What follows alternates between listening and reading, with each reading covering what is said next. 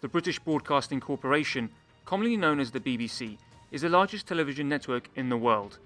It has a massive outreach both within the UK and the rest of the world. It has built its reputation as a reliable service, and it is often the most popular source for news for many people. But its success has been overshadowed by a series of controversial events and decisions by the BBC management seen as too close to the British government.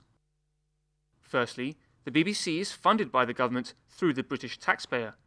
The BBC World Service is funded by the British Foreign Office. The Chief Executive of the BBC, or Director General, is responsible for managing its services. The Director General is elected by a governing body called the BBC Trust, who are directly appointed by the Queen on the advice of government ministers. Back in the 1920s, the first ever Director General of the BBC, John Reith, envisioned broadcasting to be a public service, to provide information as well as entertainment to educate the masses. But more importantly, it was there to be independent and impartial. But over the years, it hasn't been that case, as governments and lobby groups have tried to put pressure to influence the BBC's output.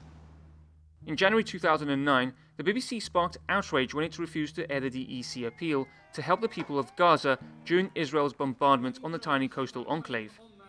Experts have revealed how intense campaigning from pro-Israeli lobby groups led the BBC management to buckle under the demands from Tel Aviv. 2 years later, BBC Radio censored the word Palestine live on air when a rap artist tried to say the words Free Palestine. I can scream Free Palestine. And that is just a sample of many instances where the BBC's management failed to uphold principles of impartiality and independence from political pressure. When we complain to BBC and say, why is this that you are reporting like this?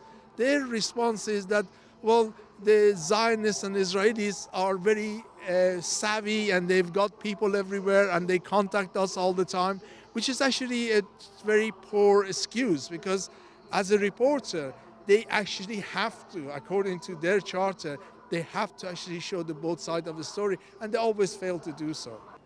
The BBC is accountable only to itself, and it is the only media platform in the UK that doesn't get regulated by Ofcom.